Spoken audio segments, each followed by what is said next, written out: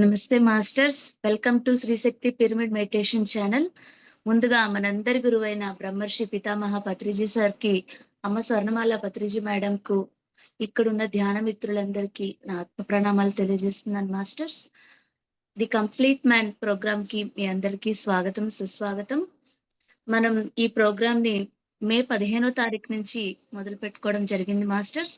ఈ ప్రోగ్రామ్‌లో senior pyramid masters దగ్గర నుంచి వాళ్ళు పత్రి సార్ దగ్గరగా చూసి పత్రి సార్‌ని వాళ్ళేం నేర్చుకున్నారు, ఏం గ్రహించారు, వాళ్ళు ఎలా ఆచరిస్తున్నారు, ఏం ఆచరిస్తున్నారు అన్ని విషయాలను మనం తెలుసుకుందాం మాస్టర్స్. సో, ఈరోజు మనకి ఆ జ్ఞానాన్నంతా అందించడానికి గీతా త్రివేణి మేడం కర్నూలు నుంచి సిద్ధంగా ఉన్నారు మాస్టర్స్. మేడంకి వెల్కమ్ చెప్పుకున్నాం. Madam, welcome to the session madam. Over to you madam. Thank you, Ma. Thank you so much. Okay, my dear friends, my dear masters, and my dear gods, ఇటువంటి గొప్ప ధ్యాన జ్ఞాన మార్గాన్ని అందించినటువంటి మనందరి గురించి బ్రహ్మర్షి పితామహ పత్రిజీ గారికి, పత్రి మేడం గారికి, సదానంద గారికి హృదయపూర్వకమైన కృతజ్ఞతలు. అంతేకాకుండా నాకు ఆత్మజ్ఞానాన్ని ప్రసాదించినటువంటి senior pyramid master Prabhakar Gupta గారికి, నాకు జన్మనిచ్చినటువంటి నా తల్లిదండ్రులైన చిత్రోత్తమ శివప్రసాద్ గారికి, నా ధ్యాన జ్ఞాన ప్రచారానికి సహాయ సహకరిస్తున్న పతిదేవునికి నమస్కరించుకుంటూ ఈరోజు సెషన్ స్టార్ట్ చేసుకుందాం. The subject is the complete man. అవును, పత్రిజీ సారు ప్రబోధాలతో నా వరకు నేను ప్రభావితమై నా జీవితంలో మార్పుకు కారణమైనది ఒకటా రెండా అంటే చాలానే ఉన్నాయి అని చెప్తాను. కానీ మనకున్న సమయానికి అనుగుణంగా మాక్సిమం కవర్ చేస్తూ కొంతవరకైతే నేను ఒక 50% అయితే న్యాయం చేకూర్చగలుగుతాను. ఓకేనా? మరి టాపిక్ లోకి వెళ్ళిపోదాము. ఎవ్రీ మినిట్ వాల్యూ అనేది కదా. మరి గురువు గారు ఆషామాష గురువు కాదు, మన జీవితంలోకి వచ్చినది సద్గురువు.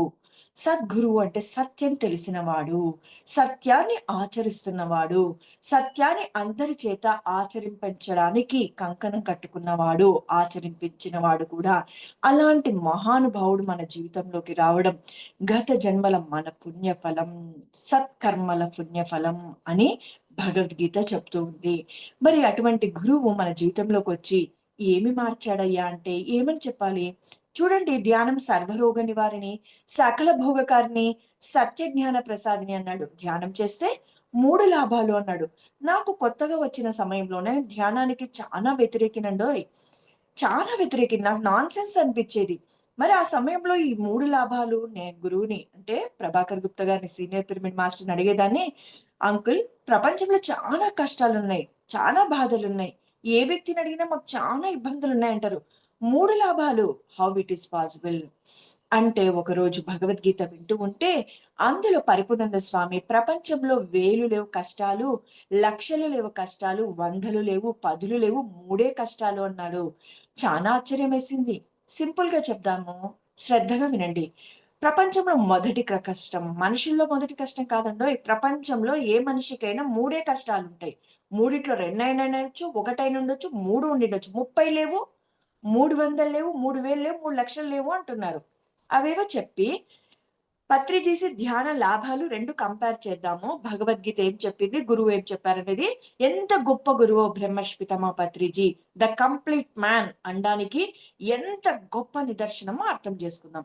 భగవద్గీత చెప్తుంది ప్రపంచంలో మొదటి సమస్య శారీరక మానసిక రుగ్మతలు, అంటే శరీరానికి వచ్చే అనారోగ్యాలు, మనసుకు వచ్చే అంటే లవ్ ఫెయిల్యూర్ కావచ్చు, కళ్ళ ముందు యాక్సిడెంట్ కాయి ఫ్యామిలీని అంతా కోల్పోవడం కావచ్చు, సంపద ఉన్నటువంటి మొత్తం కోల్పోయి బికార్లయ్యి ఆ మెంటల్ స్ట్రెస్ తో పిచ్చి వాళ్ళు అయిన వాళ్ళు కావచ్చు, బాగా చదువుకుని అనుకున్న ఉద్యోగం రాకపోతే పిచ్చి వాళ్ళు అయిండొచ్చు. అదే మానసిక రుగ్మతలు. మొదటి సమస్య ప్రపంచంలో శారీరక మానసిక రుగ్మతలు. యాజ్ భగవద్గీత ప్రపంచంలో 2వ సమస్య ఆర్థిక సమస్యలు, ఆర్థిక ఇబ్బందులు. చూడండి, ప్రపంచంలో ఏ విషయమైనా డబ్బుతో ముడిపడి ఉంటుంది. అవునా అంటారా, కాదంటారా? పొద్దున మనం పాల ప్యాకెట్ కొనడానికి వెళ్ళినప్పుడు డబ్బు అవసరము, రాత్రి మనం పడుకోవడానికి ఆల్ అవుట్ వేసుకుంటే ఆ లిక్విడ్ కూడా డబ్బు లేని రాదు. ఇంకా మార్నింగ్ టు నైట్ అంటే ఈ మధ్య కాలంలో డబ్బే అవసరం లేదంటారా? ఇల్లు కావాలన్నా, పిల్లల చదువులు కావాలన్నా, పెళ్లిళ్ళు కావాలన్నా, మనకు food, clothes, shelter, minimum needs ఏం కావాలన్నా డబ్బు కావాలంటారా లేదంటారా? మరి ప్రపంచంలో 2వ సమస్య ఏమి? ఆర్థిక సమస్యలు. మరి 3వ సమస్య సంబంధ బాంధవ్య సమస్యలు అంటే భార్యాభర్తల గొడవ కావచ్చు, ఇరుగు పొరుగున కావచ్చు, అన్నదమ్ముల మధ్య, అక్క చెల్లెల మధ్య, పెదనాన్న చిన్నాన్న మధ్య, జాబ్ చేసే చోట, లేకపోతే కొలీగ్స్ మధ్య, లేకపోతే రాష్ట్రానికి మధ్య, దేశానికి ఇప్పుడు దేశాలు కూడా రెండు, ఉక్రెయిన్, రష్యా ఇవన్నీ బాంబులు వేసుకుంటున్నాయి కదా. మొన్నటిదాకా ఇండియా పాకిస్తాన్ కూడా మాక్సిమం యుద్ధం దాకా వచ్చి ఆగిపోయింది కదా. దీన్ని సంబంధ బాంధవ్య సమస్యలు అంటే ప్రపంచంలో 4 సమస్య లేదు, 3 ఉన్నాయి. ఫస్ట్ వన్ వచ్చి శారీరక మానసిక రుగ్మతులు, 2 ఆర్థిక ఇబ్బందులు, 3 సంబంధ బాంధవ్య సమస్యలు. మరి పత్రిజీ సార్ 3 లాభాలు అనడానికి, భగవద్గీత 3 సమస్యలను ఉన్నాయి అనడానికి, 4వది లేదు అని భగవద్గీత చెప్తుంది. 4వది ఏదొచ్చినా ఈ మూడిటిలో లింక్ అయి ఉంటుంది, కానీ 4వది అంటూ లేదు. మీరు తర్వాత ఒక 1 వీక్ కూర్చొని చెక్ చేయండి, it is right or wrong. Bhagavad Gita right చెప్తుందా, రాంగ్ చెప్తుందా? ఒకవేళ మీకు ఏమైనా ఆన్సర్ కావాలంటే నా ఫోన్ నెంబర్ ఇందుమతి మేడం దగ్గర తీసుకొని నాకు కాల్ చేయండి, నేను మీతో డిస్కస్ చేస్తాను. ఓకే. మరి భగవద్గీత ఫస్ట్ ప్రాబ్లం ఏమి? శారీరక మానసిక రుగ్మతులు. పత్రిజీ ఏమన్నారు? ధ్యానం చెయ్యి సర్వరోగ నివారిణి అన్నారు. మరి ధ్యానం చేస్తే రోగం పోతుంది కదా. మరి ప్రపంచంలో మొదటి సమస్య తీసేయచ్చు కదా. రెండవది ఆర్థిక సమస్యలు భగవద్గీత ప్రకారము. మరి పత్రిజీ సార్ ధ్యానం చేయండి భోగత్వం వస్తుంది, ధ్యానం సకల భోగకారిణి అన్నారు. ఓకే. మరి ఫస్ట్ వన్ సర్వరోగ నివారణ తీసేసినాం, రెండోది ధ్యానం చేస్తే భోగత్వం వస్తుంది, సకల భోగాలు వస్తాయి అని చెప్పడం జరిగింది. అంటే ఆర్థిక సమస్యలు ప్రపంచంలో తీసేయచ్చు కదా. మరి ప్రపంచంలో 3వ సమస్య ఏమి? సంబంధ బాంధవ్య సమస్యలు. మరి ఇక్కడ పత్రిజీ సార్ ఏమన్నారు? సత్య జ్ఞాన ప్రసాదిని అన్నాడు. ఇది ఎలా లింక్ అవుతుంది అనుకుంటున్నారా? జ్ఞానం పొందితే నీ జీవితంలో వచ్చే కష్టాలకు, నష్టాలకు, బంధాల్లో వచ్చే బాధలకు, కష్టాలకు, అవమానాలకు అవగాహన కలుగుతుంది. ఫర్ సపోజ్ ఒక అత్త కోడల్ని హింసిస్తుంది అనుకుందాం, ఓ భర్త భార్యని హింసిస్తున్నాడు అనుకుందాం. గత జన్మలో తిను వాళ్ళకి ఏది ఇచ్చిందో అది ఈ జన్మలో క్యారెక్టర్స్ ఎక్స్చేంజ్ అయ్యి ఈ జన్మలో మనము సమస్యల రూపంలో, బాధల రూపంలో అనుభవిస్తాము. ఎప్పుడైతే సత్య జ్ఞానం పొందుతావో క్షమాపణలు కోరుతావు, నువ్వు క్షమించేస్తావు. క్షమాపణలు కోరడం వల్ల గత జన్మ కర్మకు క్షమాపణలు కోరావు. నువ్వు క్షమించడం వల్ల మరి ఫ్యూచర్ లో మరి నువ్వు వాళ్ళని ఇబ్బంది పెట్టడం, మరి వచ్చే జన్మలో వాళ్ళు నేను ఇబ్బంది పెట్టడం, మరో జన్మలో నువ్వు వాళ్ళని ఇబ్బంది పెట్టడం, మీ లింక్ ని బ్రేక్ చేయడం. మరి గురువు గారి దగ్గర నుంచి నేర్చుకున్నామా లేదా? మనకి ఏ బాధలున్నా, ఏ కష్టాలున్నా ధ్యానం సర్వరోగ నివారిణి, సకల భోగకారిణి, సత్య జ్ఞాన ప్రసాదిని. ఎప్పుడైతే నువ్వు జ్ఞానం పొందుతావో అన్ని సమస్యలకు పరిష్కారము లభిస్తుంది. ధ్యానం శరణం గచ్చామి. ధ్యానం ద్వారానే జ్ఞానం, జ్ఞానం ద్వారానే ముక్తి, మోక్షం. అది బాగా నాకు ఇంకించుకునేది. ఇంకా నేను బాగా కనెక్ట్ అయినది ఏమంటే, మన వాస్తవానికి మనమే సృష్టికర్తలము అని సేతు అనే మహానుభావుడు చెప్పినది. పత్రిజీ సార్ ఎన్నోసార్లు ఆ విషయాన్ని మనకు ప్రస్తావించేవాడు. అంటే నా జీవితంలో జరిగే సర్వానికి, సమస్తానికి నేనే కారణం అన్నప్పుడు నేను ప్రశ్నించుకునేదాన్ని. ఎవరైనా కానీ నా జీవితంలో బాధ ఉంది, కష్టం ఉంది, వీళ్ళని నువ్వే సెలెక్ట్ చేసుకున్నావు అనేవారు గురువుగారు. ఎందుకు సెలెక్ట్ చేసుకుంటాను? నన్ను ఇబ్బంది పెట్టేటోళ్ళని, బాధ పెట్టేటోళ్ళని. మంచిగున్న వాళ్ళు మనల్ని బాధ పెడుతుంటే ఇంకా దుఃఖం కదా. పోనీ నేను బాధ పెట్టా, ఎవరినైనా అనుకుందాం, వేరే పర్సన్ ఏ అనేవాడు బికి బాధ పెట్టాడు, బి తిరిగి ఏనే బాధ పెట్టాడు, అదేం ప్రాబ్లం కాదు. కానీ ఏ మంచివాడు, బి తిరిగి బాధ పెడుతూనే ఉన్నాడు. ఏ మంచివాడు, హెల్ప్ చేస్తున్నాడు, సహనంగా ఉంటాడు, కానీ బి బాధ పెడుతూనే ఉన్నాడు. ఎప్పుడైతే ఏకు ఆత్మజ్ఞానం కలిగిందో తను సెటిల్ డౌన్ అయినాడు. నా వాస్తవానికి నేనే సృష్టికర్త, నేనే నిర్ణయించుకొచ్చాను నా గత జన్మల కర్మ ఫలము, ఈ జన్మతో అప్పు తీరుతుంది అన్న విషయాన్ని నేను చాలా రీసెర్చ్ చేసి, నాకు చాలా బోల్డ్ అంత నాలెడ్జ్, నా వాస్తవానికి నేనే సృష్టికర్తను అన్న విషయం గురువు గారి ద్వారా నాకు చాలా నా లైఫ్ లో నిజంగా చెప్పాలంటే యూటర్న్ తిరిగింది. లైఫ్ యూటర్న్ తిరిగింది. లేకపోతే ఎందుకు ఎందుకు ఎందుకు అనే ఎవ్రీబడి క్వశ్చన్ మార్క్ ఉంటుంది. వై వై వై అని. ఎప్పుడైతే ఆత్మజ్ఞానం పొందుతావో అందులోని సూక్ష్మాతి సూక్ష్మమైనటువంటి జవాబులు నీకు దొరుకుతాయో నీ జీవితము హాయిగా ఆనందంగా ఉండడంతో పాటు నీ పరివారానికి కూడా అంతే ఆనందాన్ని, ఆహ్లాదాన్ని ఇవ్వగలుగుతావు. మరి ఇంకొకటి గురువు దగ్గర నుంచి నాకు బాగా నచ్చింది. ఎవరు ఎవరికి చెప్పారా మాట మొదట? బ్రహ్మర్షి పితామహ పత్రిజీకి ఆయన గురువు చెప్పిన మాట. వస్తే రాని, పోతే పోని, ఉంటే ఉండని అనుకో సుభాష్. ఎప్పుడు ఏది వచ్చినా, ఏది రాకపో మేడం మ్యూట్ చూసుకోండి, మ్యూట్ లో ఉండండి, వేరే సౌండ్స్ బయటకు. ఓకే, ఎనీబడి ప్లీజ్ ఏమైనా మీరు డిస్కస్ చేయకుండా చేసుకునే పాటైతే మ్యూట్ లో ఉండండి. ఓకే మాస్టర్స్, ఆ విధంగా వస్తే రాని పోతే పోని ఉంటే ఉండని అని తెలుసుకున్నప్పుడు నాకు చాలా హ్యాపీగా ఉంది. సంకల్పాలు, సంకల్ప ధ్యానాలు జరుగుతుందా, జరగదా, జరగకపోతే ఎందుకు జరగలేదు, నా ధ్యానంలో ఏమైనా లోపమై బూజంతా తొలగిపోయింది.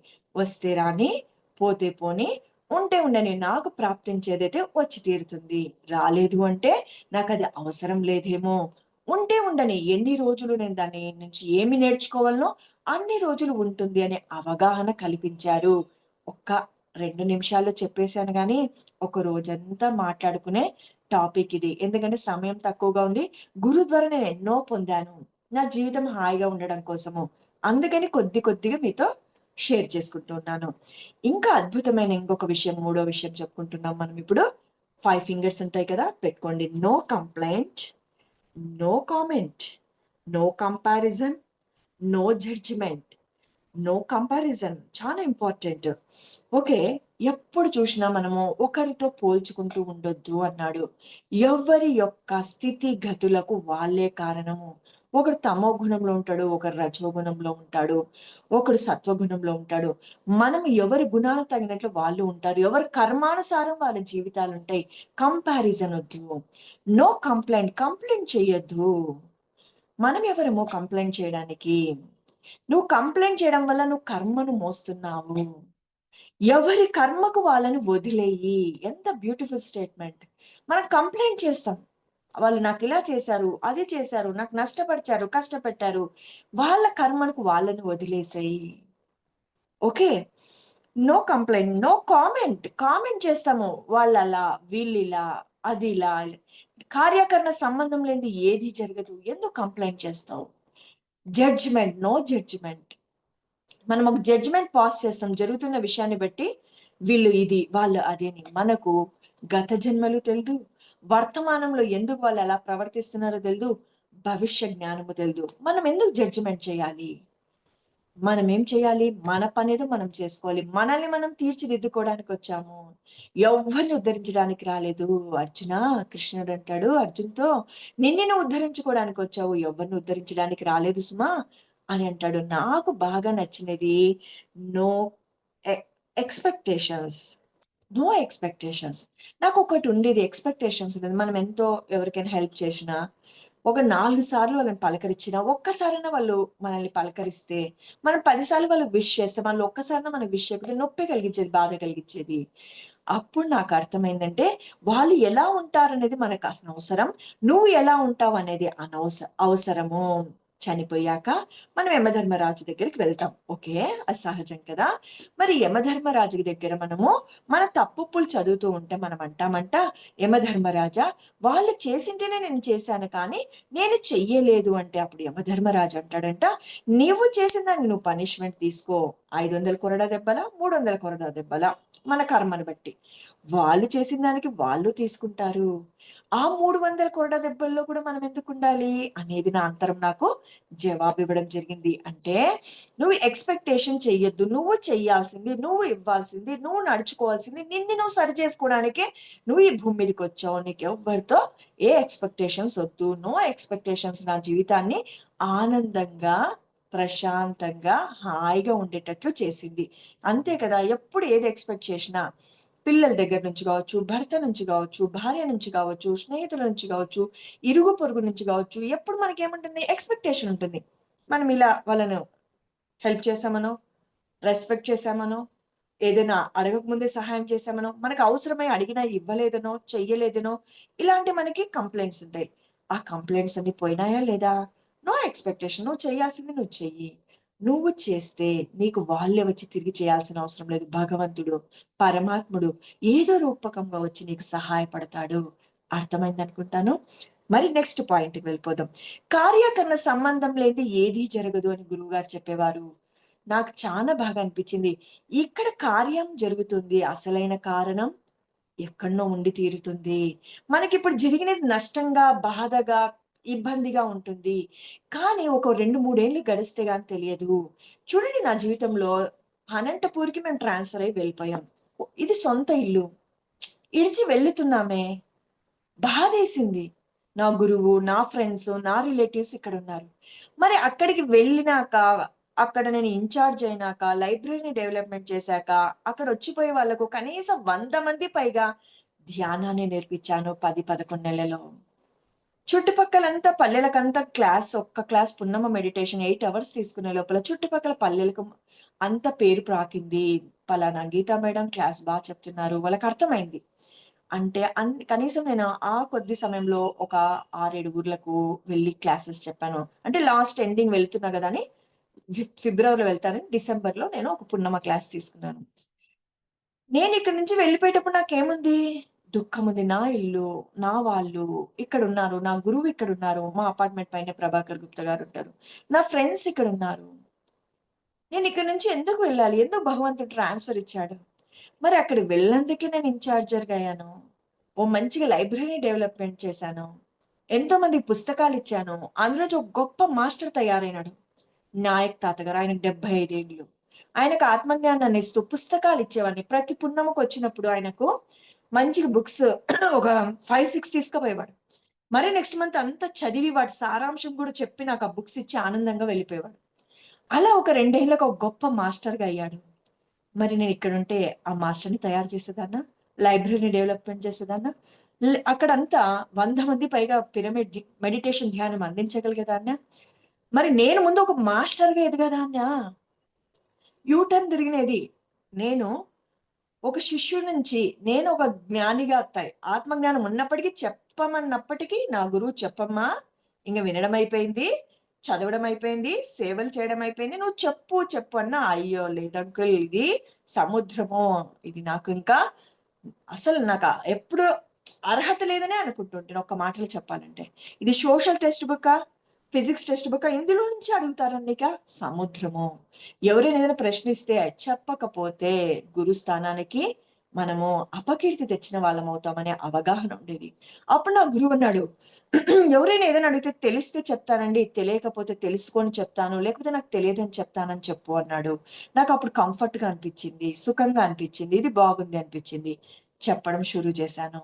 ఇప్పుడు మరి ఒక 10 నెలలకి నేను కర్నూలుకి తిరిగి వచ్చాను. అంటే నేను అనంతపూర్ పోవడానికి కారణం నేను ఒక మాస్టర్‌గా తీర్చిదిద్దుకోవడానికి. ఎంతో మందికి ధ్యానాన్ని ఇవ్వడానికి. నా అకౌంట్‌లో పుణ్యఫలం వేసుకోవాలి కదా! మరి ఈరోజు ఇక్కడ కర్నూలుకొచ్చి మరి బాధేసింది. అరే! బాగున్నాను కదా! మరి ఇక్కడికెందుకు? ఒక అవగాహన ఉంది కాబట్టి ఏదో కార్యకరణ సంబంధం లేనిది అప్పుడు పోయినాను, ఇప్పుడొస్తున్నాను. ఇక్కడికొచ్చాక కర్నూలు సెంటర్ మొత్తంలో వీక్లీలో కంపల్సరీగా ఒక క్లాస్ ఉంటుంది. నంబర్ ఆఫ్ జూమ్ క్లాసెస్ చెప్పాను. కనీసం 200-300 క్లాసులు ఈ 2, 3 ఇయర్స్‌లో చెప్పింటాను. పీఎంసీ ఛానల్ నుంచి పిలుపొచ్చింది. ఎన్నో ఊర్లకు బళ్ళారి కావచ్చు, ప్రొద్దుటూరు కావచ్చు, డోన్ కావచ్చు, నందికొట్కూరు కావచ్చు, కోడుమూరు కావచ్చు. ఆహ్, చాలా ఊర్లకు నంబర్ ఆఫ్ కనీసం ఒక 20 ఊర్లకు వెళ్లి క్లాసెస్ చెప్పింటాను. కార్యాకరణ సంబంధం కరెక్ట్ అంటారా? కాదంటారా? మన జీవితంలో ఈరోజు కష్టం జరగొచ్చు, నష్టం గావచ్చు. దానివల్ల ఏది రూపాంతరం చెందుతదో తెలియదు. ఈడ కార్యం ఒకటే తెలిసింది. కారణం ఏదుంటుందో నీకు తెలియదు అని ఎప్పటికప్పుడు మనల్ని మనము గురువు మనకి గుర్తు చేశారు. అది నా జీవితంలో గురువు చెప్పిన విషయంలో నాకు చాలా ఆనందాన్ని కలిగిస్తది. ఇప్పుడు నా జీవితంలో ఏది జరిగినా కార్యాకరణ సంబంధం లేనిది ఏది జరగదు. భవిష్యత్తులో తెలుసుకుంటాము. తెలుసుకోవాల్సిన అవసరం కూడా లేకపోవచ్చు అని అనుకుంటాను. నెక్స్ట్ పాజిటివ్‌గా థింక్ చేయమనేవారు. ఫిల్టర్ చేసి మాట్లాడమనేవారు. నోరుంది కదా అని వడవడా మాట్లాడొద్దు అనేవారు. మితాహారం తీసుకోమనేవారు. మధ్య మార్గంలో ఉండమనేవాడు. ఇవన్నీ గురువు చెప్పిన మాటలు. మధ్య మార్గము అతి ఏది పనికిరాదు. అలా అని ఏం లేకుండా ఉండొద్దు. ఓవర్ ఒద్దు, డౌన్ ఒద్దు. మధ్య మార్గము. అవసరమైతేనే మాట్లాడు. అనవసరంగా మాట్లాడొద్దు. అంతర్మౌనము పాటించు.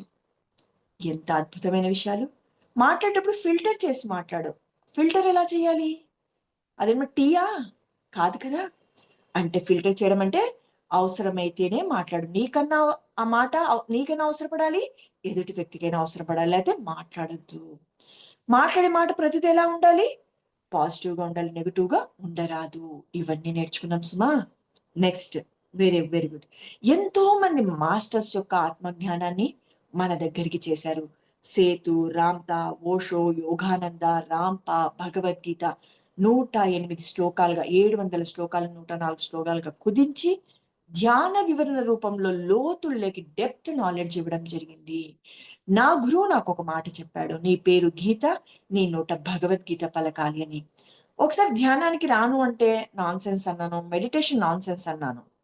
అందుకని నాకు 2 సంవత్సరాల్లో 3 సర్జరీలు, ఆ సర్జరీ కూడా ఫెయిల్యూర్ అయిపోయి డాక్టర్ కాడ 6 నెలలు గిరగిరా తిరిగి డిప్రెషన్ వచ్చి ధ్యానంలోకి వచ్చాను. ఎంత ఉంది దీంట్లో, ఎలా తగ్గింది నాకు అని ఓ 2 ఏళ్ళు బాగా సాధన చేసి, టెలిపతి అంటేమి, వాకిన్ అంటేమి, ఆమ్, ఆ, సూక్ష్మ శరీరయానం అంటేమి, థర్డ్ ఐ అంటే ఏమి, మాస్టర్స్ ఆటో రైటింగ్ అంటే ఏమి, ఇలా ఎన్నో విషయాలు నేను విన్నప్పుడు ఆశ్చర్యం అనిపించి నేను సాధన చేసి అంతర్వాణిని వినడం నేర్చుకున్నాను. టెలిపతి కూడా ఎక్స్పీరియన్స్ పొందాను. సూక్ష్మ శరీరయానం, ఈ విధంగా అనేక రకాలుగా నేను ఆత్మజ్ఞానాన్ని పొందుతూ వచ్చాను. మరి లాస్ట్ వన్, గురువు గారి దగ్గర నుంచి, అంటే ఈ సమయంలో నేను రాసుకున్న పాయింట్స్ లో, ఎందుకంటే హాఫ్ అన్ అవరే మనకు టైం కాబట్టి ఇన్ టైంలో మనం కంప్లీట్ చేయాలి కాబట్టి. మరి గురువు గారు ఏమని చెప్పారు అంటే, నీ చిట్ట చివరి శ్వాస వరకు ధ్యాన, స్వాధ్యాయ, సజ్జన సాంగత్య, సేవ, ఈ 4టిని వదలరాదు. ఏమన్నారు? ధ్యాన, స్వాధ్యాయ, సజ్జన సాంగత్య, సేవి 4టిని వదలరాదు. ఒక బిల్డింగ్ పర్ఫెక్ట్ గా పునాదులు బాగుండాలంటే ఏం చేయాలి? 4 పిల్లర్లు గట్టిగా ఉండాలంటే అనుదిన ధ్యానాభ్యాసము, స్వాధ్యాయము, సజ్జన సాంగత్యము, సేవ ఏ రోజు వదలరాదు.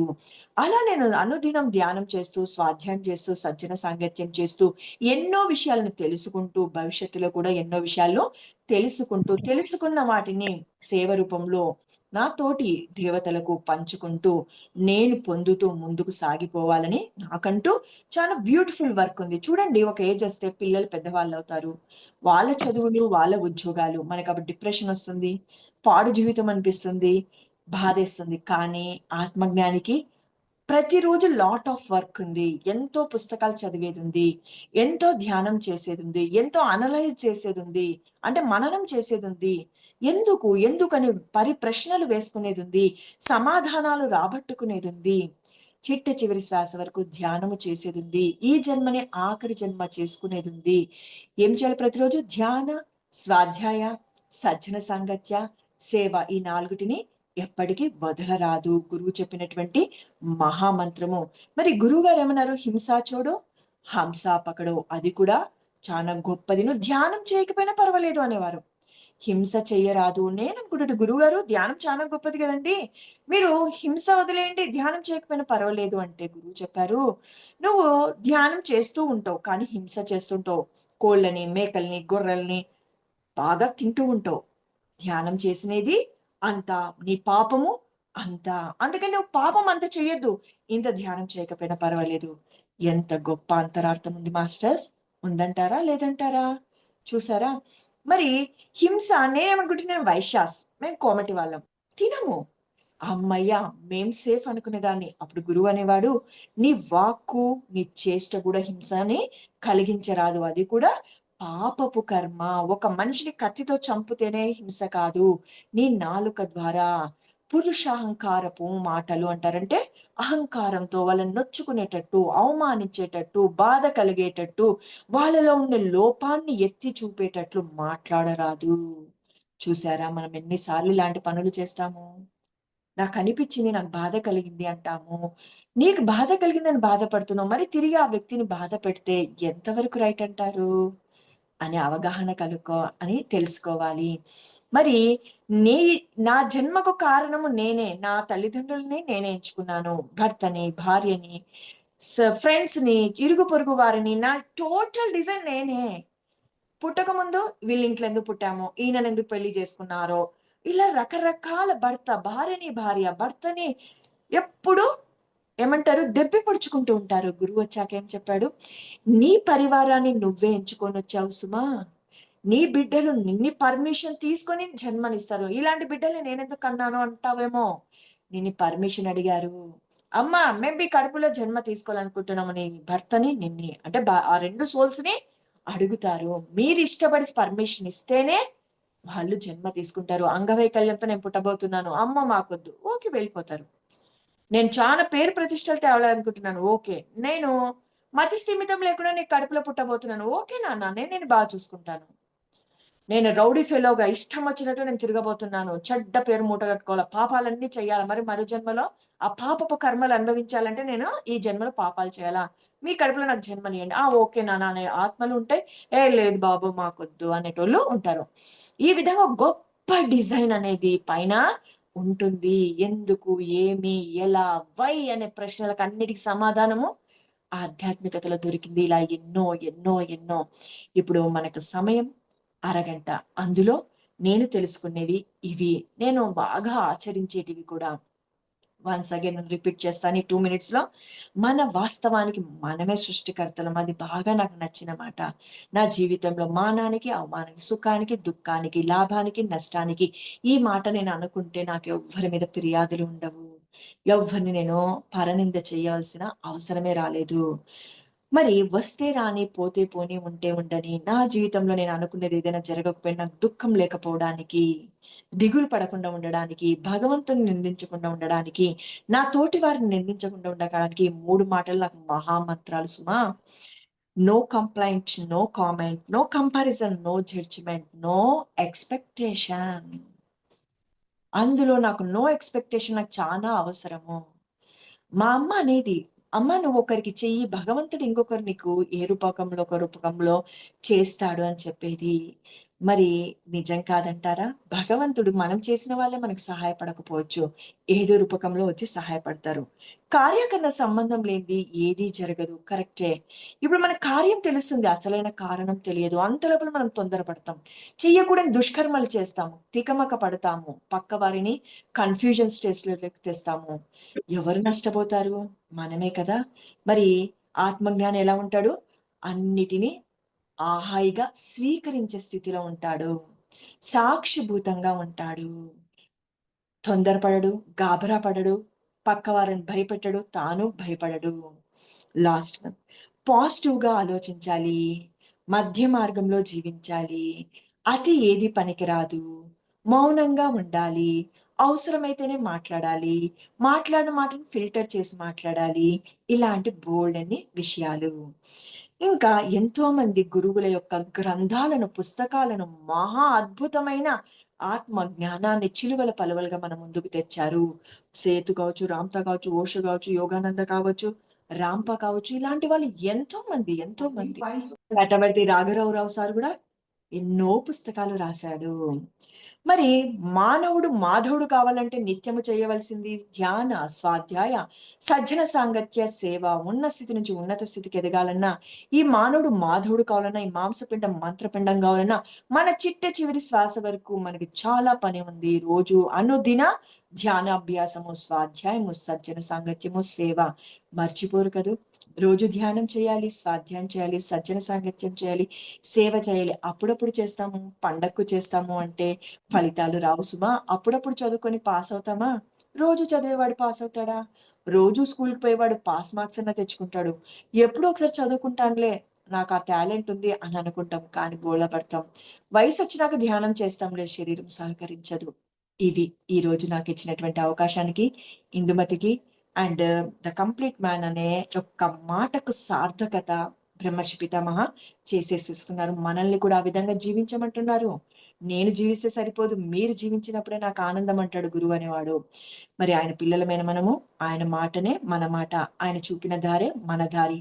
చిట్ట చివరి శ్వాస వరకు ఈ జగమంత ధ్యానమయమవ్వాలి, జ్ఞానమయమవ్వాలి, పిరమిడ్మయమవ్వాలి, అహింసామయమవ్వాలి. వాటి ఆ 4 కోసం మనం కూడా మనస, వాచ, కర్మన ఎప్పుడూ అదే మార్గంలో ప్రయాణం చేద్దాం. అటువంటి శక్తి విశ్వం ఇస్తుంది. మన విశ్వ గురువు బ్రహ్మర్షి పితామహ పత్రిజీ మనకిస్తాడు. ఈ అవకాశం ఇచ్చినటువంటి మాస్టర్స్ అందరికీ కృతజ్ఞతలు.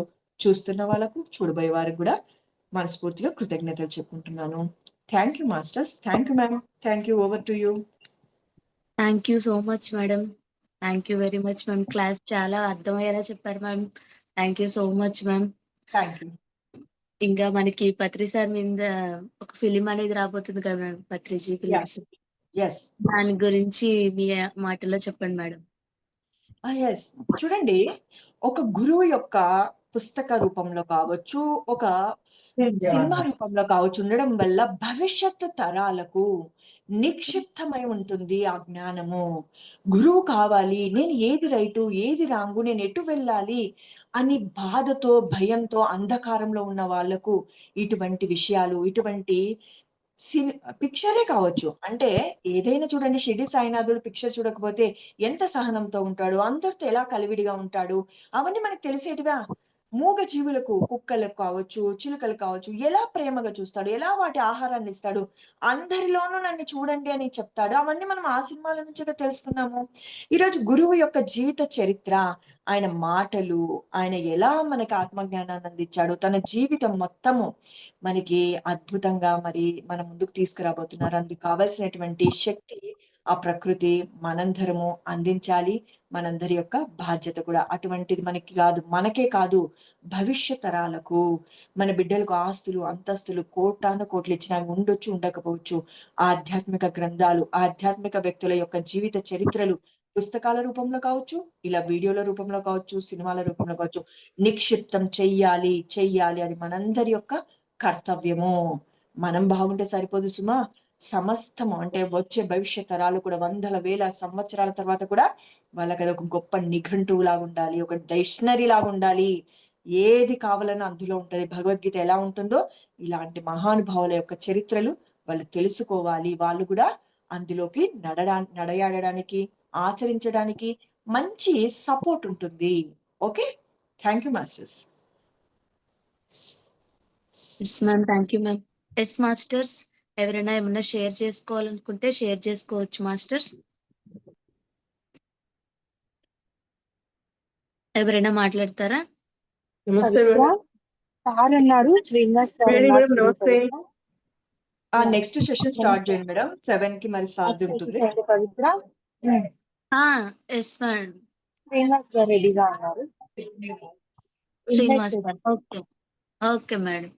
Thank you so much ma'am. Thank you madam.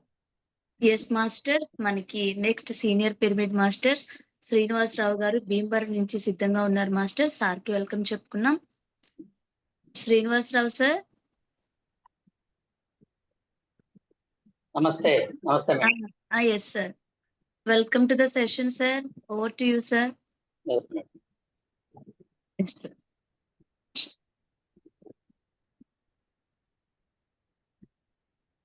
Sir video on చేసుకుంటారు. వాయిస్ వినిపిస్తుందా? Yes sir, okay sir.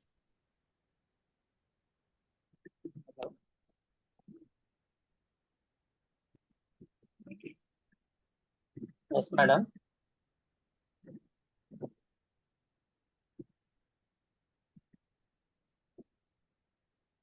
Madam.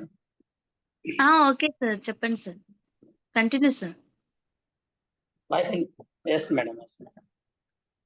ఏంటి సార్ గురించా ఏం చెప్పాలి అని? ఏం లేదు సార్, పత్రి సార్ని దగ్గరగా చూసి మీరు ఏం నేర్చుకున్నారు, ఏం గ్రహించారు, ఏమేమి ఆచరిస్తున్నారు అన్న విషయాలు సార్. ఈ ఆధ్యాత్మిక అవగాహన సార్ దగ్గర నుంచి మీరు నేర్చుకున్నది. Yes madam, thank you very much. Thank you అండి. అందరికీ నమస్కారాలు. నా పేరు శ్రీనివాస్ అండి. నేను పశ్చిమ గోదావరి జిల్లా భీమవరంలో ఉంటాను. ఈరోజు ఈ అవకాశం ఇచ్చినందుకు అందరికీ ధన్యవాదాలు. నేను పత్రి సార్ని 2009లో కలవటం జరిగింది. మొట్టమొదటిగా ఆయన 2006లో నేను అవనగడ్డ, కృష్ణా జిల్లా అవనగడ్డలో చూడటం అయింది. ఆయన అప్పుడు చూసినప్పటి నుంచి కూడా ఆయన చెప్పిన మాటలు, ఆయన పట్ల నాకు ఒక రకమైన అటాచ్మెంట్ వచ్చింది. ఈయన ఎవరో కానీ చాలా బాగుంది అని చెప్పే విషయాలు లోపల బాగా హత్తుకున్నారు నాకు ఆయన. అప్పటి నుంచి కూడా నాకు ఆయనే నాకు మైండ్లో ఉండేవారు.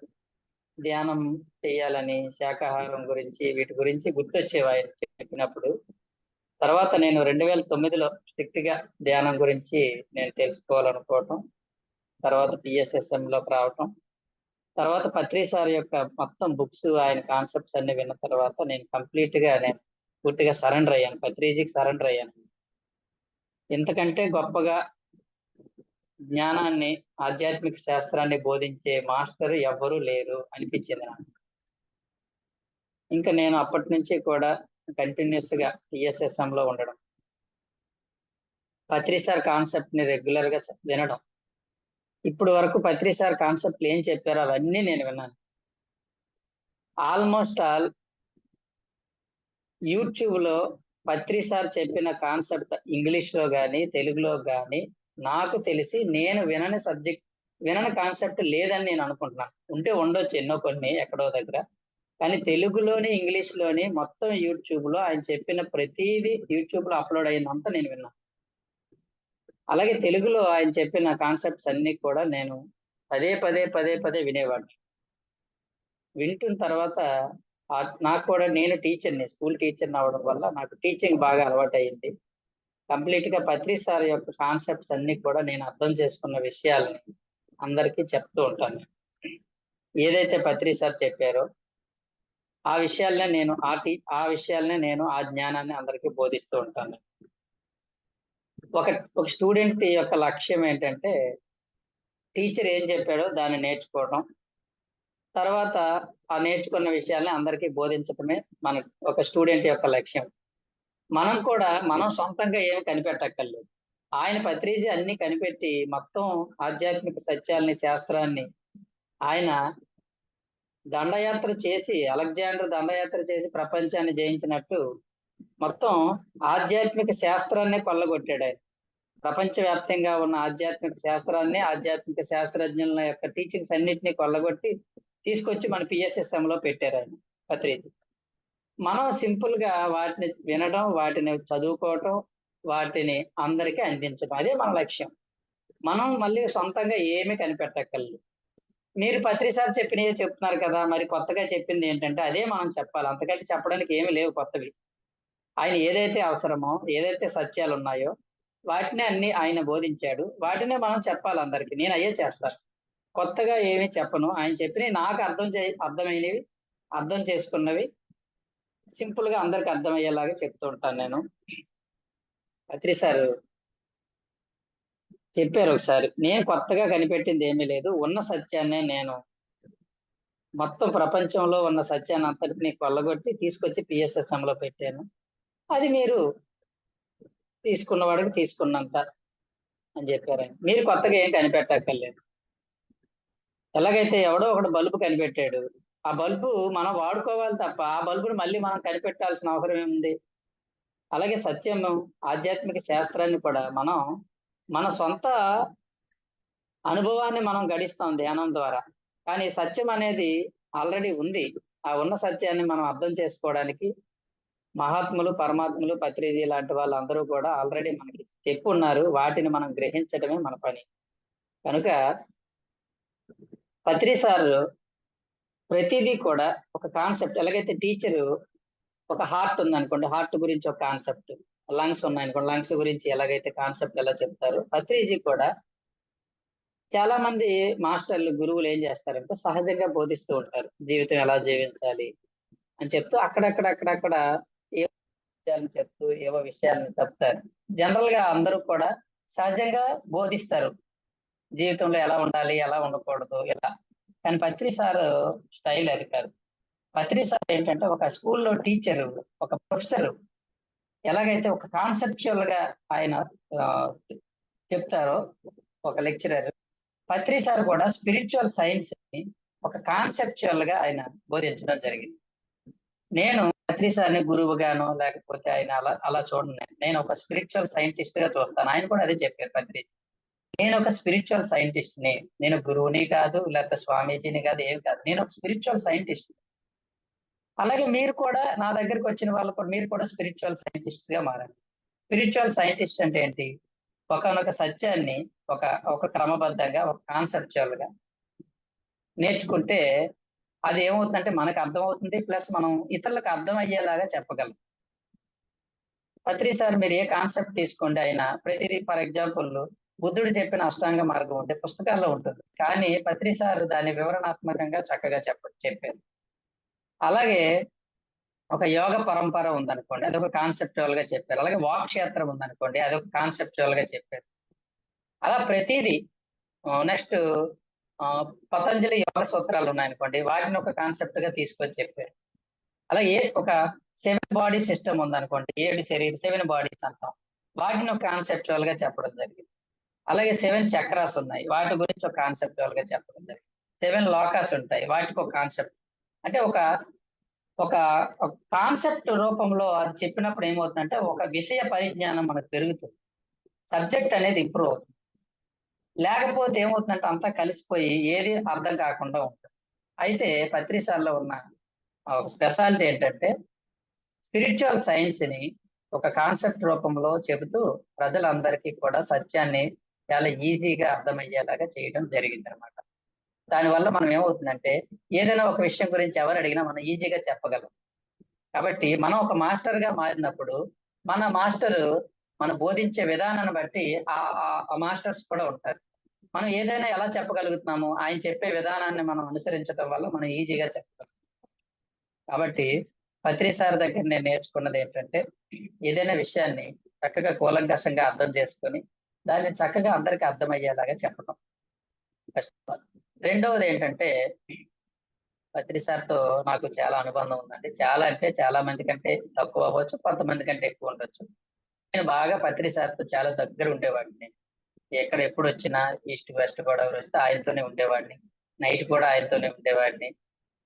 ఆయన దగ్గరే ఉండి ఆయన కాళ్ళు నొక్కుతూ అక్కడే ఉంటూ ఆయన ఎప్పుడు నైట్ లేచినా మళ్ళీ అడిగేవారు, ఏదైనా కావాలంటే తీసుకురమ్మని చెప్పటం. లేకపోతే ఆయన వచ్చి నుంచి వెళ్ళిపోయే వరకు నేను ఇంకొక విధంగా చెప్పాలంటే రూమ్ బాయ్ లాగా ఉండేవాడిని. ఉండి ఆయనకి ఏది అవసరమైనా వెంటనే ఆయన చెప్తే నేనే వెళ్ళి చేస్తూ ఉండేవాడు. అంటే మా చేసినప్పుడు అలాగే ఆయనతో చక్కగా నాకు చాలా ఇష్టం పత్రి సార్ అంటే. ఒక విధంగా చెప్పాలంటే ఈ ప్రపంచంలో నాకు అందరికంటే బాగా ఇష్టమైన వాళ్ళు ఎవరు అంటే ఒక విధంగా చెప్పాలంటే తల్లిదండ్రుల కన్నా కూడా నాకు పత్రి సార్ అంటేనే బాగా ఇష్టం. అంత ఇష్టపడింది నేను ఎవరిని లేదు నా లైఫ్ లో. అదే నాకు నాకు అప్పుడు అనుకుంటాను, అంత నేను ఇష్టపడ్డానంటే అందులో ఏదో మహత్యం లేకపోతే, ఆయనలో ఏదో గొప్పతనం లేకపోతే అంత నేను ఎవరికి అట్రాక్ట్ అవ్వలేదు నా లైఫ్. అది ఆయన ఫస్ట్ టైం. అలా ఆయనకి నేను అట్రాక్ట్ అవ్వటం, ఆయన అంటే నాకు బాగా ఇష్టం.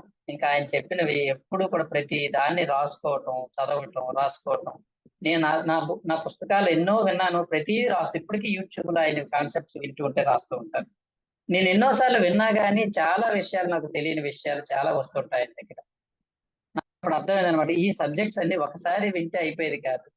ఒకసారి మన కోసం వింటాము, రెండోసారి మనం పక్క వాళ్ళకి చెప్పడం కోసం వినాల్సి వస్తుంది, మూడోసారి ఇంకొకసారి ఏం అవసరం అవుతుందంటే మన లైఫ్ లో ఎప్పుడైనా మిస్టేక్ చేస్తే మనకు అవసరమైన పాయింట్స్ అనేవి అందులో వస్తూ ఉంటాయి. ఇలా పత్రి సార్ ఆయన చెప్పిన కాన్సెప్ట్స్ అన్ని కూడా పదే పదే పదే మనం వింటూ ఉంటే మనం ఒక స్పిరిచువల్ సైంటిస్ట్ గా మారుతాము. నేను అలాగే అనుకుంటా, నేను ఒక స్పిరిచువల్ సైంటిస్ట్ ని అని చెప్పాను. నువ్వు ఒక స్పిరిచువల్ సైంటిస్ట్ అవ్వాలనుకుంటే ఈ స్పిరిచువల్ సైంటిస్ట్ కి మతము లేదు. స్పిరిచువల్ సైన్స్ మతం ఏముంది చెప్పండి? మతం లేదు స్పిరిచువల్ సైంటిస్ట్. ఒక లెక్చరర్ కి ఏ మతం సంబంధం ఏముంది? ఏ మతమైనా అదే సబ్జెక్ట్, ఏ మతమైనా అదే ఫిజిక్స్. క్రిస్టియన్ కైనా అదే ఫిజిక్స్, హిందూకైనా అదే ఫిజిక్స్. అలాగే స్పిరిచువల్ సైంటిస్ట్ కి మతంతో సంబంధం లేదు. అందుకని మన పిఎస్ఎస్ఎం ఆ మతానికి మతం అనే టాపిక్ ఉండదు. అలాగే మనకి పూజలు, వ్రతాలు అవి సంబంధం ఉండదు. మనదంతా రీసెర్చ్, మనకు తెలియని విషయాలు తెలుసుకునే విధానం మనది. పత్రి సార్ని ఒకరు అడిగారు, మనది ఏ సాంప్రదాయం అండి? అందరూ రకాల సాంప్రదాయాలు ఉన్నాయి, మనది ఏ సాంప్రదాయం అంటే, మనది ఏ సాంప్రదాయం కాదయ్యా, మనది నేర్చుకునే సాంప్రదాయం అంతే అన్నాడు ఆయన. పిఎస్ఎస్ఎం అంటే నేర్చుకునే సాంప్రదాయం. ఆ నేర్పేవాడు ఎవడైనా మనం నేర్చుకుంటాం.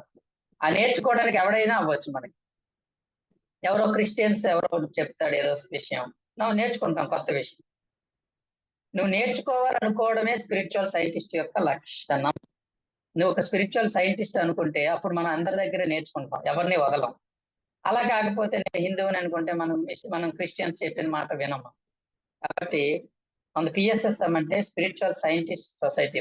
పిఎస్ఎస్ఎం అంటే పిరమిడ్ స్పిరిచువల్ సైన్స్ మూవ్మెంట్ అన్నారు పత్రి. ఇది స్పిరిచువల్ సైన్స్ మూవ్మెంట్. ఇది ఈ స్పిరిచువల్ సైన్స్ కి ఆడ మగ, చిన్నోళ్ళు పెద్దోళ్ళు లేకపోతే మతము ఇవేమీ సంబంధం లేదు. ఎవరైనా స్పిరిచువల్ సైంటిస్ట్ అవ్వచ్చు. ఎవరు ఎంత ఉన్నతంగా నేర్చుకోవాలంటే అంత ఉన్నతంగా నేర్చుకోవచ్చు. కాబట్టి ఆయన చెప్పిన విషయంలో నేను అర్థం చేసుకున్నది ఏంటంటే, మనం అందరం కూడా స్పిరిచువల్ సైంటిస్టులు. మనం పిరమిడ్ మాస్టర్ అంటే స్పిరిచువల్ సైంటిస్ట్. నేను అలా భావిస్తాను. నేను ఒక స్పిరిచువల్ సైంటిస్ట్. ఒక స్పిరిచువల్ సైంటిస్ట్ ఏం చేయాలంటే, తనను తాను అర్థం చేసుకోవడం కోసం, తనలో ఉన్న లోపాలని సవరించుకోవడం కోసం తాను ధ్యానం చేయాలి.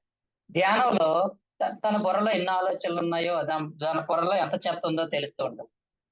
అలాగే మనకి ఎంత సహనం ఉందో ఎంత అసహనం ఉందో మనకు తెలుస్తుంది. మనల్ని మనం ఇంప్రూవ్ చేసుకోవడానికి మన ధ్యానం ఉపయోగపడుతుంది. ఫస్ట్ ఆఫ్ ఆల్ మనలో ఉన్నటువంటి దుర్గుణాలు ఉండకూడనివి అన్ని కూడా బయటకు పోవడం కోసం ధ్యానం అవసరం. మనం క్లీన్ అవుతాం. పరిశుద్ధాత్మ అంటారు దీన్నే బైబిల్లో.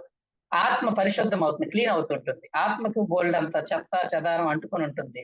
మచ్చలు వాటిని బ్లాక్స్ అంటాం. ఈ బ్లాక్స్ అన్ని పోవాలంటే మనకి ధ్యానం అవసరం. రెండోది ఏంటంటే స్వాధ్యాయం చేయాలి. పుస్తకాలు బాగా చదవటం వల్ల ఏమవుతుందంటే, ఎంతో మంది స్పిరిచువల్ సైంటిస్టులు వాళ్ళు సంపాదించిన జ్ఞానం అంతా మనకు వస్తుంది. ఒక స్పిరిచువల్ ఏదైనా ఒక సైంటిస్ట్ ఉన్నాడు అనుకోండి, వాడు ఏం చేస్తాడు, మొత్తం పుస్తకాలు చదువుతాడు. అలాగే అంతకు ముందు ఎవరైనా సైంటిస్టులు ఏం కనిపెట్టారో అవన్నీ రీసెర్చ్ చేస్తాడు. మనం కూడా ఏం చేయాలంటే, అందరి మాస్టర్ల నుంచి అందరి దగ్గర వినాలి.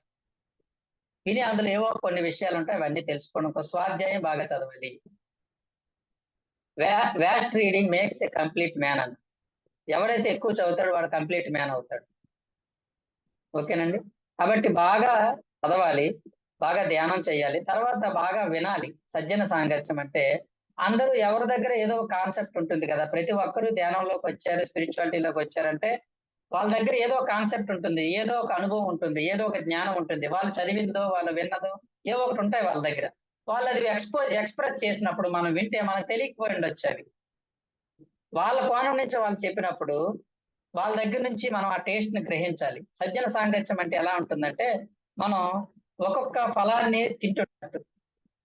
మంచి అన్ని ఫలాలే, కానీ ప్రతి ఫలానికి ఒక టేస్ట్ ఉంటుంది కదా. మామిడి పండు బాగుంటుంది, టేస్ట్ ఉంటుంది.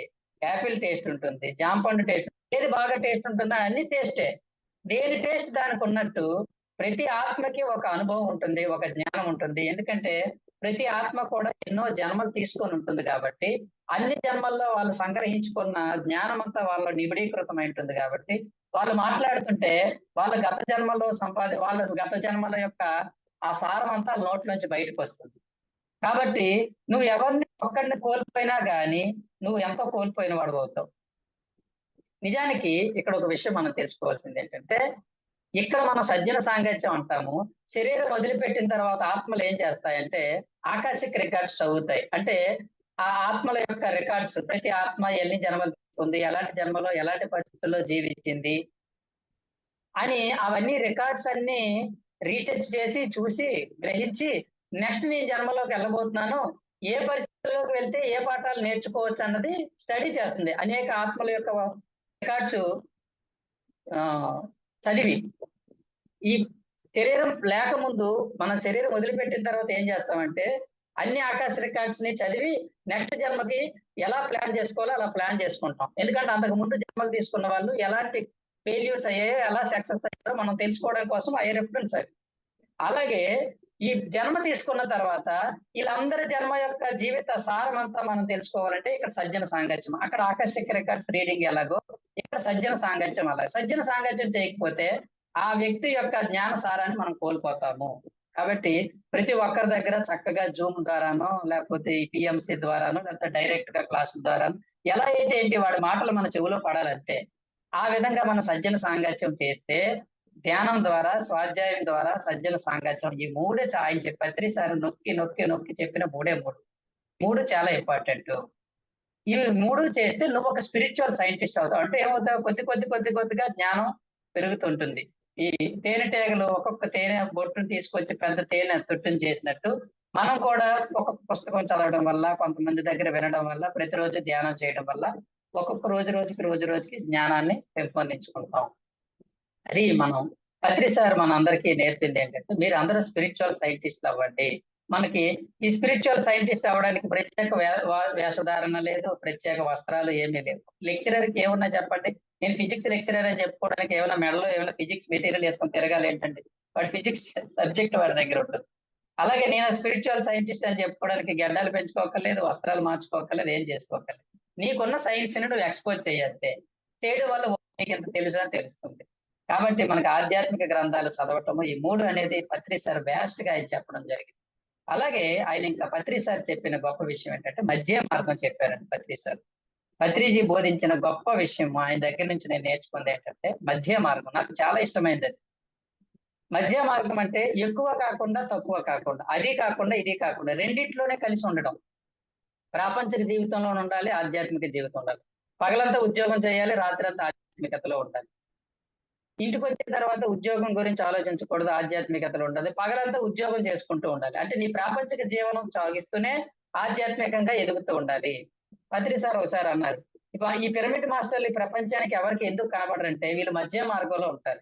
ప్రపంచానికి ఎవడు కనబడతాడంటే అతి ఎక్కువ చేసిన వాడు కనబడుతుంటాడు, అతి తక్కువ చేసిన వాడు కనబడుతుంటాడు. ఒక్కొక్కడు ఏం చేస్తాడంటే పెళ్లి మానేసి ఉద్యోగం మానేసి ఆధ్యాత్మికత అనుకుంటూ తిరుగుతూ ఉంటే వాడు ప్రపంచానికి ప్రత్యేకంగా కనబడతాడు. వాడు పెళ్లి చేసుకోలేదంట, వాడు ఉద్యోగం మానేశాడంట, మొత్తం త్యాగం చేసేసి వాడంతా ఆధ్యాత్మిక సాధనలోనే మునిగి ఉన్నాడని చెప్పి వాడిని గొప్పగా చూస్తాడు. లేకపోతే పూర్తిగా తక్కువ చేసామనుకోండి, మనం తిండి మానేసి పూర్తిగా నిద్ర మానేసి ఉన్నాం అనుకోండి, అప్పుడు కూడా మన గురించి చెప్పుకుంటారు. అంటే ప్రాపంచికతలో పూర్తిగా తక్కువ చేసినా ఎక్కువ చేసినా కానీ మన మధ్య మార్గం. మనం అది చేస్తాం, ఇది చేస్తాం, ధ్యానము చేస్తాం, నిద్రపోతాము. మనం సంసారంలోనే ఉంటాం, నిర్వాణంలోనే ఉంటాం, ఉద్యోగంలోనే ఉంటాము. ఇదిగోండి సత్యోగం. సత్యోగం అంటే సత్య యోగం, సద్యోగం అంటే సత్య యోగం. మనకి ఉద్యోగంలోనే ఉంటాం, సద్యోగంలోనే ఉంటాం. నీకు ఉద్యోగం సద్యోగం లేదంటారు. ఉద్యోగం అంటే ప్రాపంచిక వృత్తి, సద్యోగం అంటే ఆధ్యాత్మిక వృత్తి. కాబట్టి మనం రెండిట్లోనే ఉంటాం. ఈ రెండిట్లోనే ఉండడం అనేది ఆయన నేర్పారు. నువ్వు ఆధ్యాత్మికత కోసం నాకు ఉద్యోగం అంటే అడ్డంకి, నేను ఉద్యోగం చెయ్యను, లేకపోతే పెళ్లి చేసుకోను, అది పాత చెత్తకాయ పచ్చడని చెప్పారు పత్రి సార్. ఏమొద్దు, మనది మధ్య మార్గము.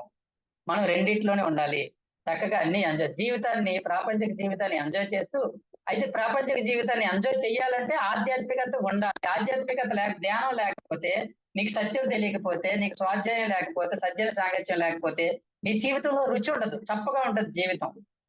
ఈ జీవితంలో పాలు చప్పగా ఉన్నట్టు, అదే పాల్లో కొంచెం పంచదార వేస్తే తీయగా అయినట్టు, ఆధ్యాత్మికత అనేది చప్పగా ఉన్న పాల్లో కొంచెం పంచదార జోడించడం లాంటిది. ఆధ్యాత్మికత వల్ల జీవితం అంతా ఆనందంగా మారి ఎప్పుడు నవ్వుతూ ఉంటాం. ఎందుకంటే మనకు సత్యం తెలిసిపోయింది.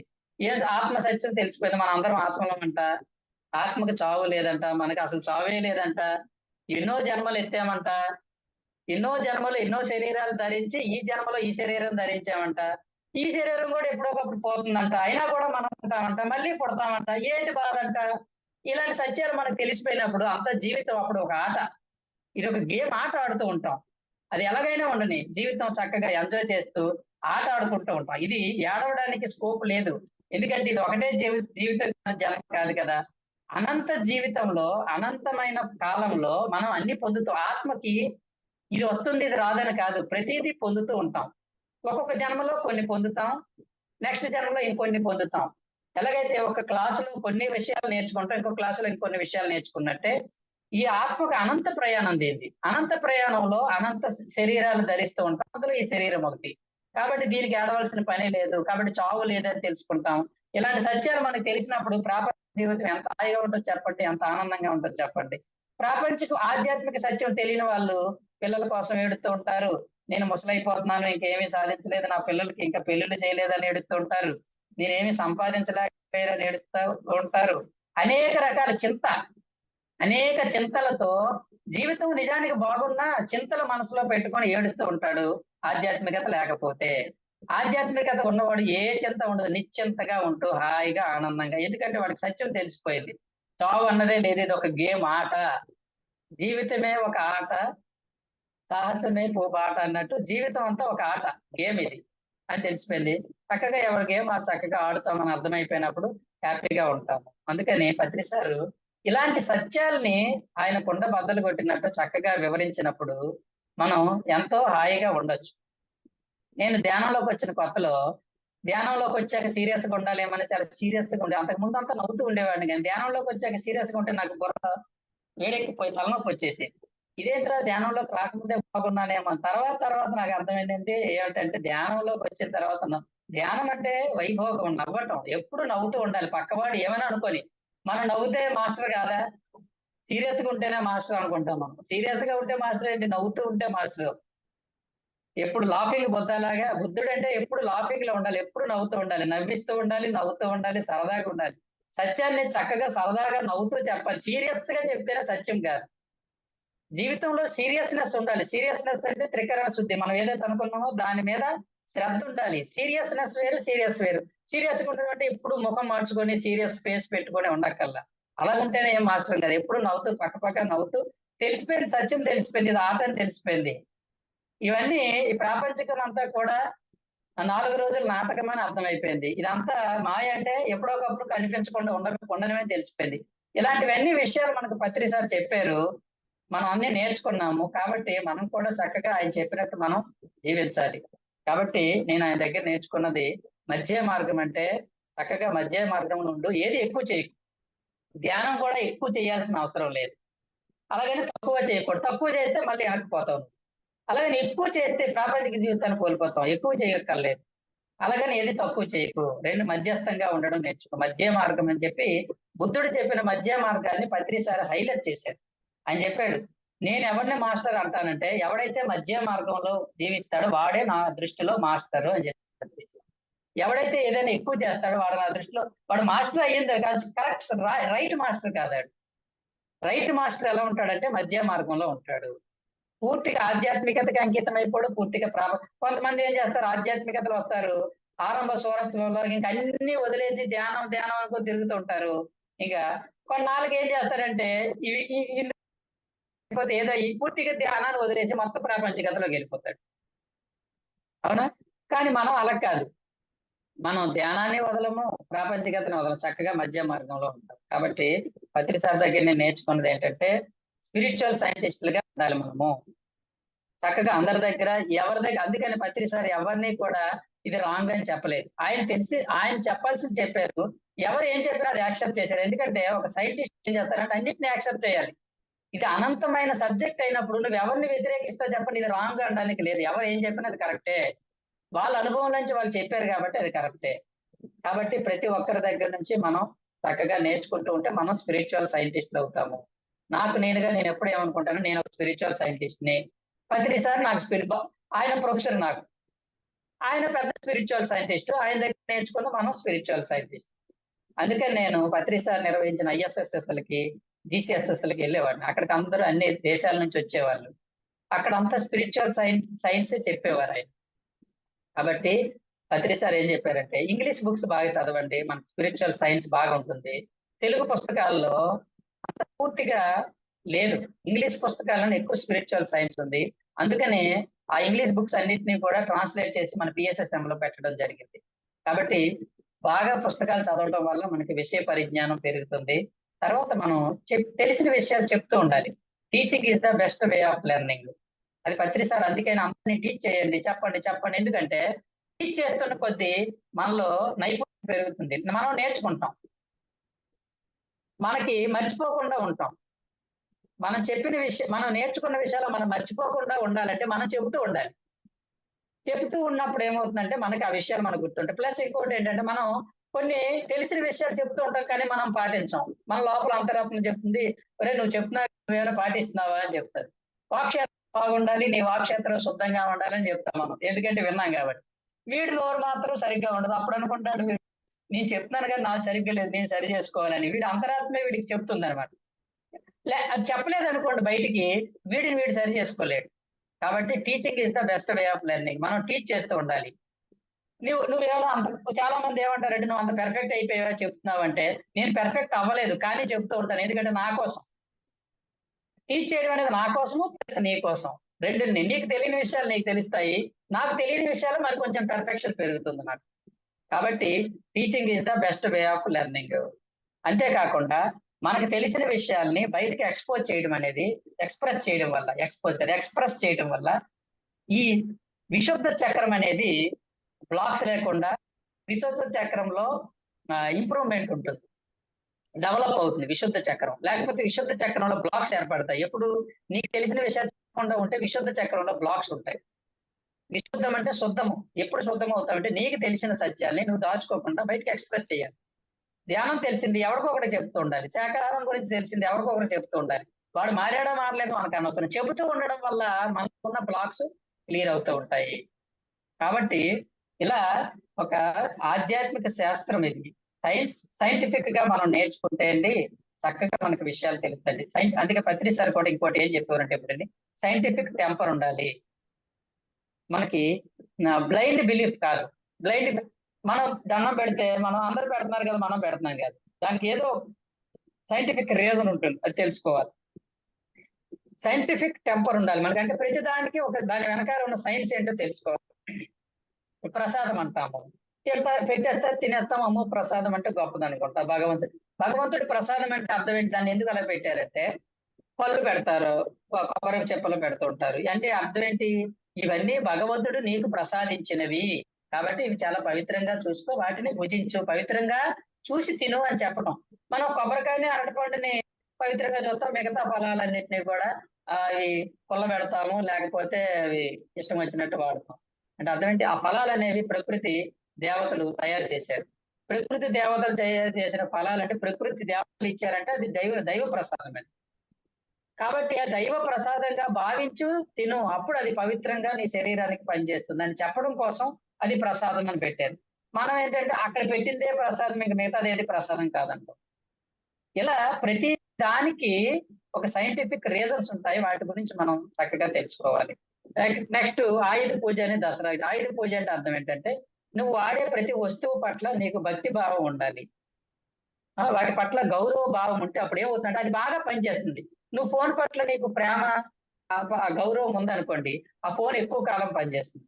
నువ్వు నడిపే బండి నీకు ఆ ప్రేమ, ఒక మనిషితో ఎలా ఉంటావో నీ పిల్లలతో ఎలా ఉంటావు, ఆ బండితో కూడా నువ్వు అలా ఉండాలి. చాలా ప్రేమగా రెస్పెక్ట్ గా ఉంటే అది నీకు ఎక్కువ బాగా పనిచేస్తుంది. అది నిన్ను ఎక్కడ పడేయకుండా జాగ్రత్త పడుతుంది, నేను రిపేర్లు రాకుండా చేస్తా. అంటే దానికి కూడా స్పందనలు ఉంటాయి, ప్రతి దానికి వైబ్రేషన్స్ ఉంటాయి. అని చెప్పడం కోసం ఏం చేశారంటే ఆయుధ పూజ. అంటే ఆయుధాలంటే ఏ కత్తులు కటార్లు కాదు, మనం వాడే ప్రతి వస్తువుకి పూజ చేయాలంటే ప్రతి వస్తువు పట్ల గౌరవ భావంతో మనం చూడాలి. ఒక మంచం ఉందనుకోండి, ఆ మంచం పట్ల గౌరవంతో ఉంటే, దాని పట్ల పవిత్రంగా ఉంటే, పవిత్ర భావంతో ఉంటే ఆ మంచం మీద పడుకుంటే చక్కగా హాయిగా నిద్రపడుతుంది.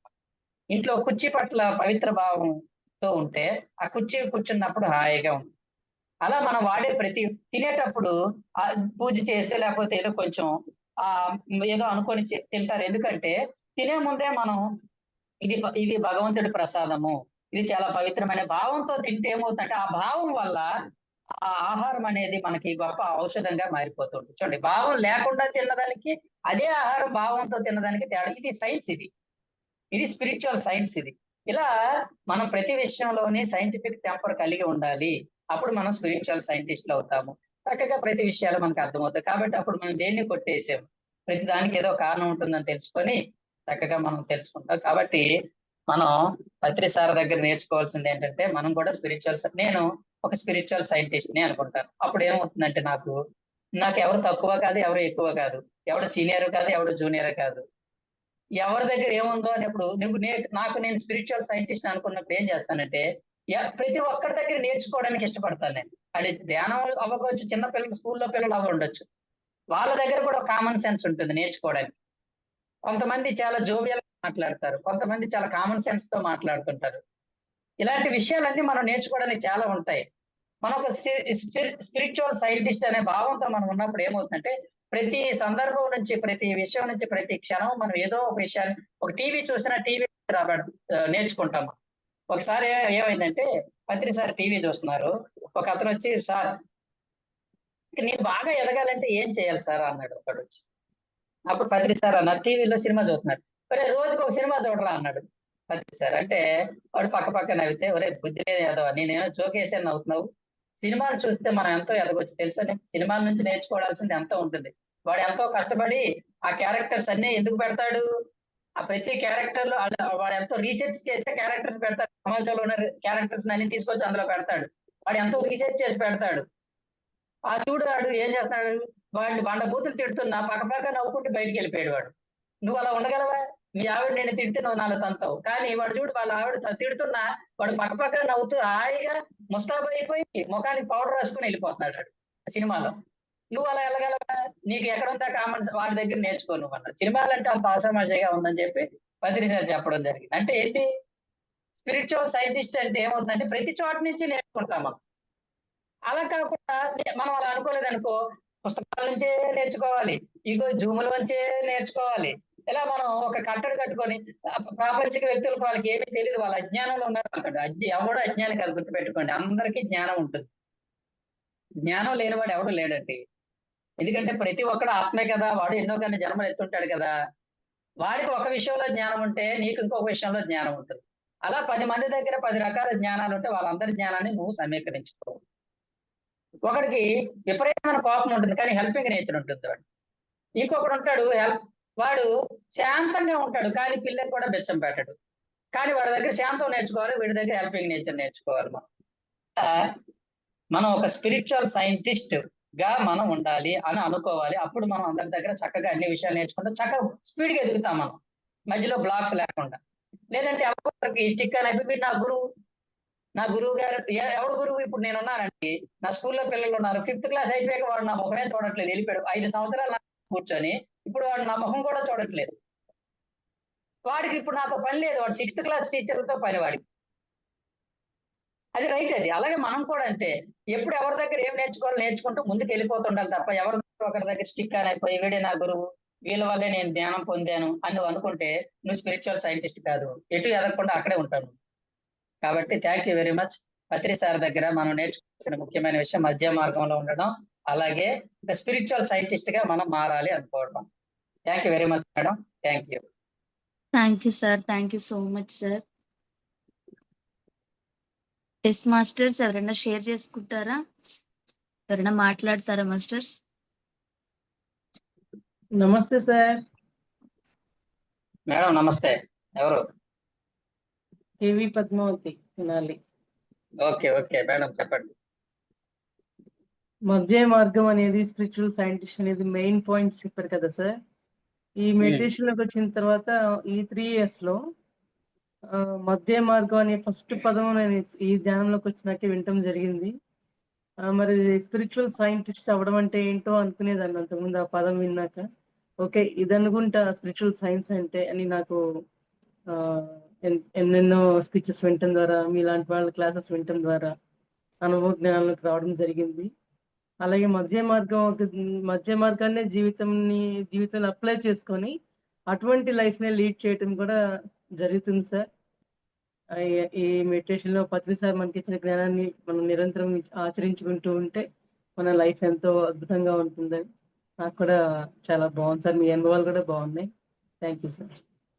Yes madam. ప్రతి స్పిరిట్ దగ్గర నేర్చుకోవడమే స్పిరిచువల్ సైంటిస్ట్. ప్రతి స్పిరిట్, మొక్క కూడా ఒక స్పిరిటే, జంతువు కూడా ఒక స్పిరిటే, మనిషి కూడా ఒక స్పిరిట్. స్పిరిట్ అంటే ఆత్మ. ఎక్కడెక్కడ ఆత్మ ఉందో ఆ ప్రతి ఆత్మ నుంచి చీమ కూడా ఒక ఆత్మే, పాము కూడా ఒక ఆత్మే. అంటే ప్రతి ఆత్మ దగ్గర నుంచి నేర్చుకోవడమే స్పిరిచువల్ సైంటిస్ట్ యొక్క లక్షణం. Yes madam. Okay, thank you very much.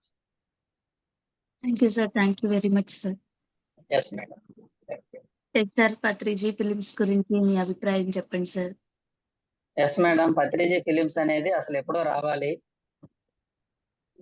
Patri sir life story అనేది ఒక స్టోరీ కింద రావటం చాలా అదృష్టం, చాలా అవసరం అండి.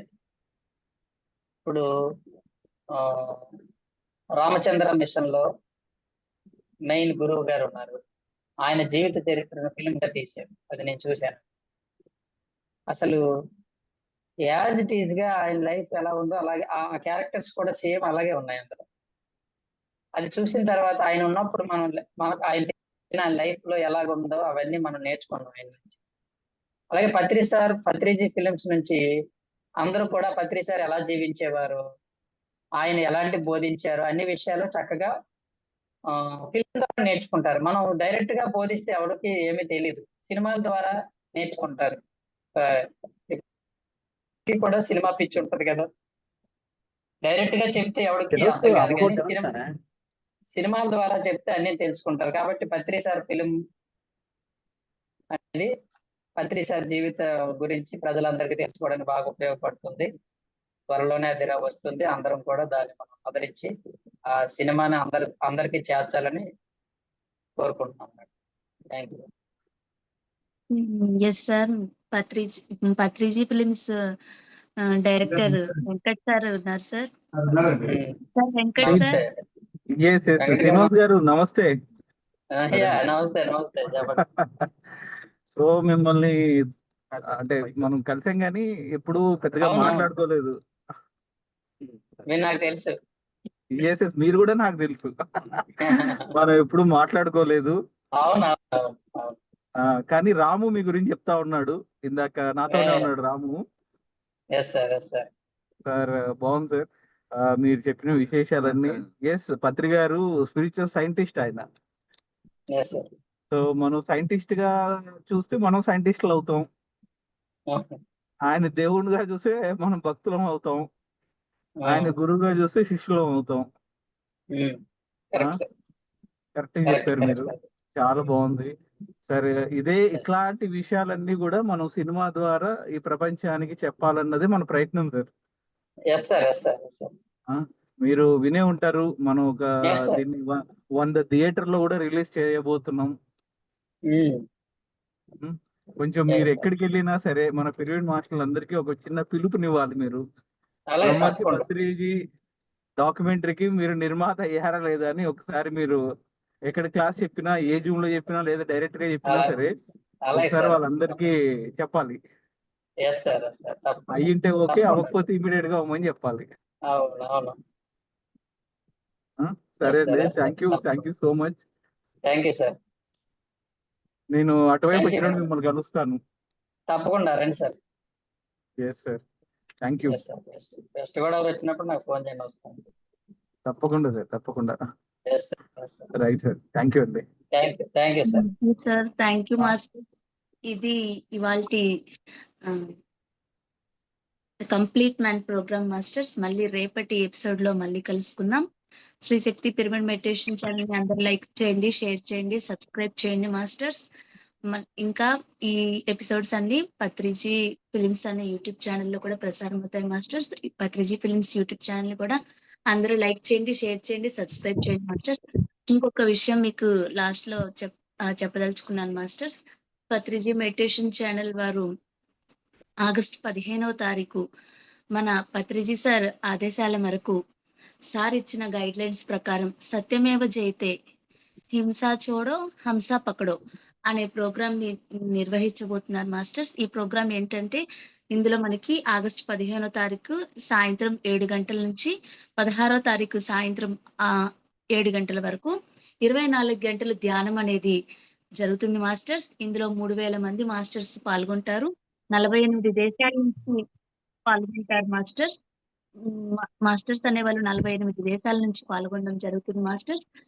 ఇంకా 1 కోటి మందితో ఈ 1 కోటి మంది ఈ ప్రోగ్రామ్ లో ధ్యానం చేయాలని సార్ అనే ఆదేశం ఇవ్వడం జరిగింది పద్మ మేడం కు. సో సార్ ఆదేశాల మేరకు ఆ రోజు మనం ప్రోగ్రామ్ అనేది నిర్వహించబోతున్నాం మాస్టర్స్. అందరూ కూడా అందులో జాయిన్ అవ్వి ప్రోగ్రామ్ ని సక్సెస్ చేయాల్సిందిగా కోరుకుంటున్నాం మాస్టర్స్. Thank you masters. నమస్తే.